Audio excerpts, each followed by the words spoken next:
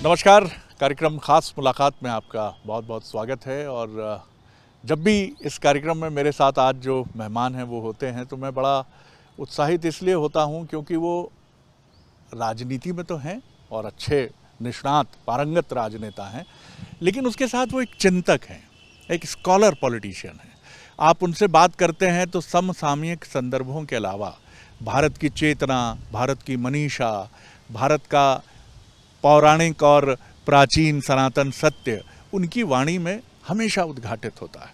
माँ नर्मदा के वो अनन्य भक्त हैं और बहुत ही सुंदर सुयोग है जब मैं आज उनसे बात करने जा रहा हूँ।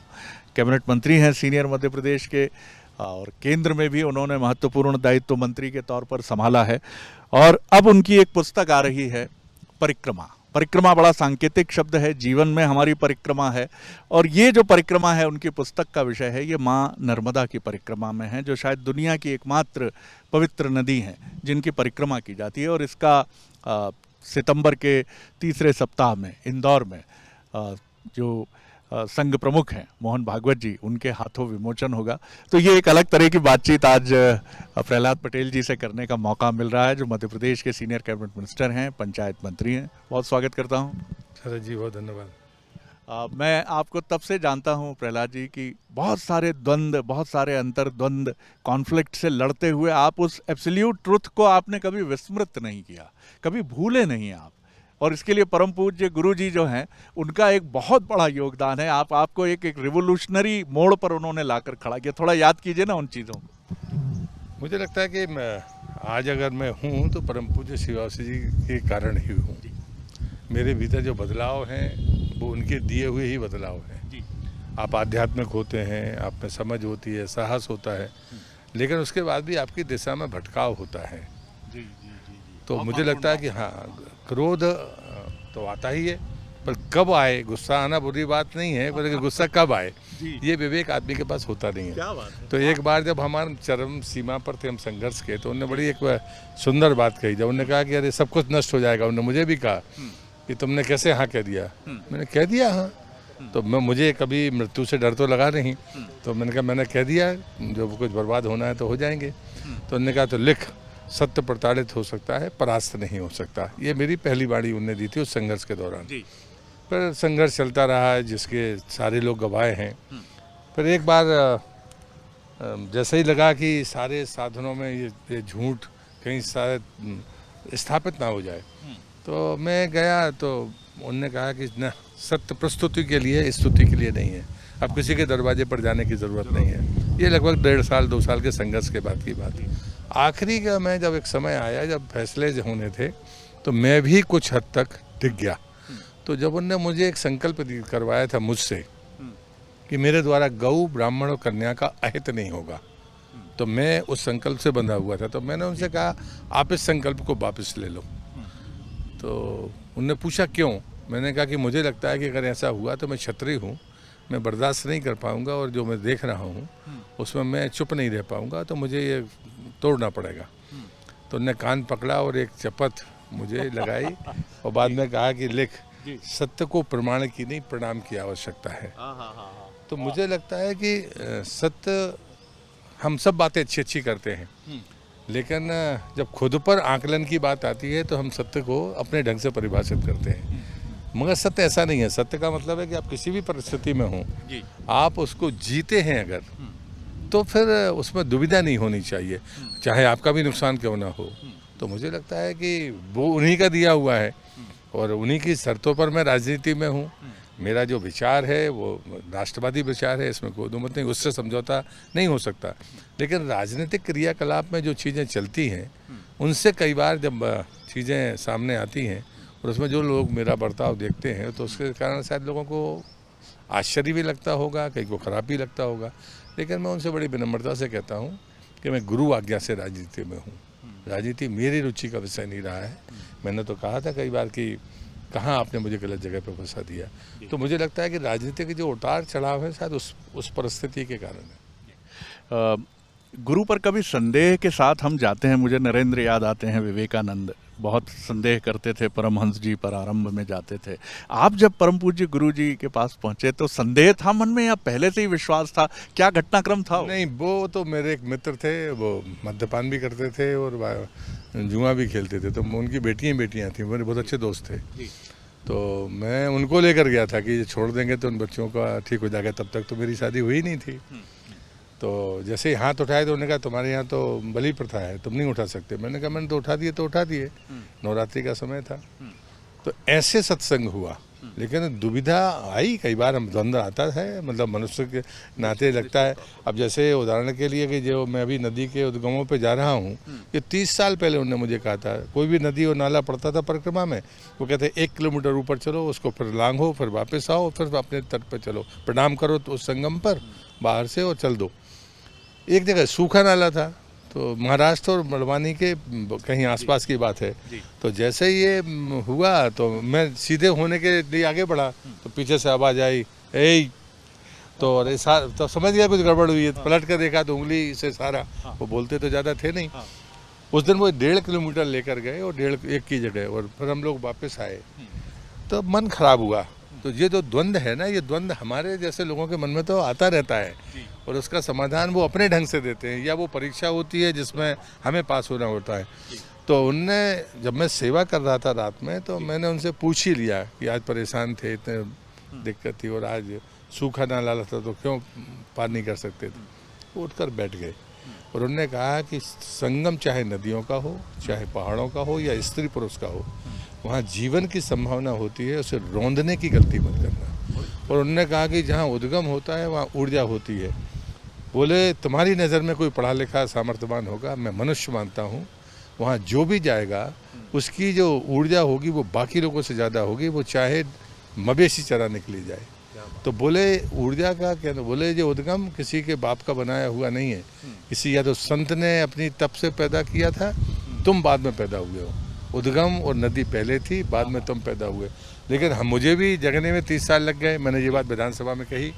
तो मुझे लगता है कि ये द्वंद्व तो हम जैसे लोगों के मन में होता है। मैं बड़े जिम्मेदारी से कहता हूँ, एक आध बार शायद आपसे भी कहा होगा कि मैं 30 साल पहले प्रहलाद पटेल था, आज भी प्रहलाद पटेल हूँ, लेकिन वो नहीं हूँ जो 30 साल पहले था। बहुत सुंदर। और ये सत्य है, इस सत्य को स्वीकार करने में कोई दुविधा नहीं होनी चाहिए। और ये जो पुस्तक की जो आप बात कर रहे हैं, ये 30 साल पहले लिखी गई थी, जब मैं 35 साल का था। तो परिक्रमा में जब आप थे तो आपका मानस क्या था, ये लेखन उस बात की गवाही है। उसमें प्रहलाद पटेल अपना दावा ठोकें ये ठीक नहीं है। हाँ, मैं भाग्यशाली हूँ कि परम पूज्य सरसंघ चालक जी के द्वारा वो विमोचन होगा, तो 14 तारीख मेरे जीवन के लिए महत्वपूर्ण है। लेकिन 30 साल का अंतराल के बाद में माँ की ही कृपा रही होगी, जिसके कारण शायद ये अवसर मुझे जैसे व्यक्ति को मिल रहा है। मैं नहीं मानता कि मैं इस लायक व्यक्ति हूँ। प्रहलाद जी, ये बिल्कुल सही कहा आपने कि नदी का जल जिस तरह जो आज बहा है वो हमें कल नहीं मिलेगा। वैसे 30 साल पहले के प्रहलाद पटेल निश्चित तौर पर वो अब नहीं हैं वही सब कुछ है, लेकिन वो नहीं है जो 30 साल पहले थे। नर्मदा परिक्रमा जब आपने की तो कहा जाता है, हमने बहुत सुना संतों से कि एक परिवर्तन घटता है मन में, एक अलग दृष्टि मिलती है, एक आध्यात्मिक स्फुरण, एक चेतना सी झंकृत करती है मन को। Is it true sir? ऐसा हुआ आपके साथ? मुझे लगता है कि कोई भी जाए, मन से जाए, बेमन से जाए, अगर किनारे पे चलते हुए, जैसे झाड़ी का क्षेत्र है, अगर वो निकल जाए तो वो पाकर ही लौटेगा। और जिसने अगर पूरा व्रत पूरा कर लिया है तो आप उसको घर में बंद करके रखिए, तब भी वो विरक्त रहेगा, इतना मैं विश्वास के साथ कह सकता हूँ। मुझे लगता है कि कोई माया फिर छूती नहीं है। लेकिन जब आप बाकी चीज़ों में लिप्त होते हैं तो जो आपने शब्द उपयोग किया ना कि द्वंद्व है, भ्रम है, ये चीज़ें आती हैं। और हमारे यहाँ अधोगति जो शब्द है, अधोगति शब्द श्राप नहीं है, मगर वो सत्य है। हाँ, कि हम जो साधनिक जीवन में जैसा बर्ताव करेंगे, भोजन से, आहार से, विहार से, व्यवहार से, तो वो हमारी परिस्थितियों को ऊपर नीचे तो करेगा। ये बहुत बड़ी बात है प्रहलाद जी की 30 साल पहले की ये पुस्तक है जो लिखी गई थी उस समय, और जिसमें परम पूज्य गुरु जी के आशीर्वचन हर जगह रिफ्लेक्ट होते हैं।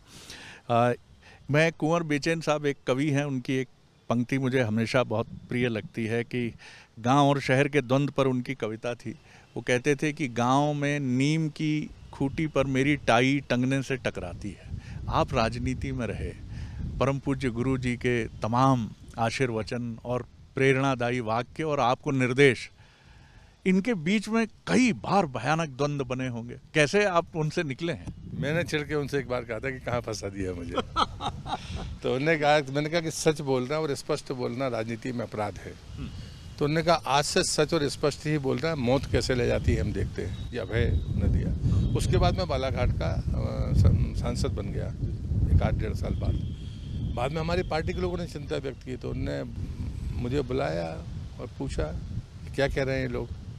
तो उनसे ऐसे नहीं बोल सकते थे आपकी वाणी है। तो मैंने कहा शिवराज जी की वाणी है कि सत्य और स्पष्ट बोलना, देखें मौत तुम्हें कैसे ले जाती है। तो बोले मैंने कब कहा कि वाणी मिथ्या है, ये कह रहे हैं। तो वो कहते थे राजनीति छोड़ने का तुम्हारा मन है, तुम कोशिश करो, छूट गई तो तुम्हारी इच्छा पूरी, नहीं छूटी तो मेरी इच्छा पूरी। जब हमने विवाह किया तो उनने एक सिगरेट की जो पन्नी सी होती है वो पतली सी, उस पर लिखकर एक दोहा लिखकर दिया, जाग जुगल सुन बिगुल बजा है, डरना नहीं भेड़ियों से, युगल चरण की शक्ति बड़ी है, रोंदो असत एड़ियों से। मुझे लगता है कि ये पहली बार कह रहा हूँ पहली मैं। बार। हाँ। जी, तो मुझे जो चीज़ विवाह के बाद उनने कही मतलब दी थी, तो आशीर्वाद के रूप में मुझे ये दोहा था। क्या बात। तो मुझे लगता है कि कुछ चीज़ें आपको वरदान के तौर पर मिलती हैं और शायद वही जीवन में आपका संबल भी होती है। बहुत धन्यवाद दूंगा प्रहलाद जी। मैं आज और किसी विषय पर आपसे बात नहीं करूंगा। और ये हमेशा अध्यात्म में मैंने पढ़ा भी है और विज्ञ संतों का साथ जब भी मिला तो मैंने ये समझा भी है कि सुपात्रता शिष्य होने के लिए बहुत आवश्यक होती है। ये शिष्य के बस का नहीं है कि वो गुरु ढूंढ ले, गुरु बुलाता है, गुरु आमंत्रित करता है कि आओ, तुम्हारे भीतर कुछ है, तुम्हारी यात्राएं ज़रूर तुम्हें कहीं भ्रम में इस जन्म में रखे हुए हैं, लेकिन मैं देख रहा हूं तुम कौन हो और तुम्हारे माध्यम से मुझे क्या कराना है। तो प्रहलाद जी की यात्रा जब भी मैं देखता हूं तो आपको ऊपरी तौर पर बहुत कॉन्ट्रडिक्शंस दिखेंगे प्रहलाद जी को देख, क्योंकि वो अडिग रहे हैं हमेशा अपने छात्र जीवन से, उनका नज़रिया कभी बदलता नहीं है, लेकिन अध्यात्म ने उसे बहुत परिष्कृत और परिमार्जित किया है, रेक्टिफाई किया है उसको। अब वो अपनी चीज़ों पर अभी भी अडिग हैं, लेकिन उनका नज़रिया सत्यान्वेषी है, फैक्ट फाइंडिंग के साथ वो आगे बढ़ते हैं। और अभी ये जो पुस्तक आ रही है, हम सबको इंतज़ार रहेगा इसका, 14 सितंबर का इंतज़ार रहेगा।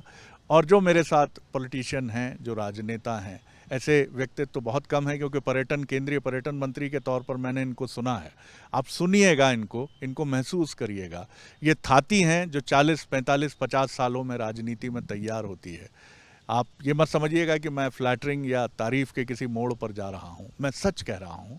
प्रहलाद जी के साथ मैंने हमेशा महसूस किया है कि इनकी ऊर्जा, इनका ऑरा, इनकी वाइब्स बताती है कि इनकी यात्रा कुछ बेहतर करने के लिए है। इसीलिए परम पूज्य गुरु बाबा श्री जी ने इन्हें चुना और अब इनकी पुस्तक आ रही है। और मैं उम्मीद करता हूँ सर कि बहुत पुस्तकें भविष्य में मैं आपसे ज़रूर अनुभव करूँगा।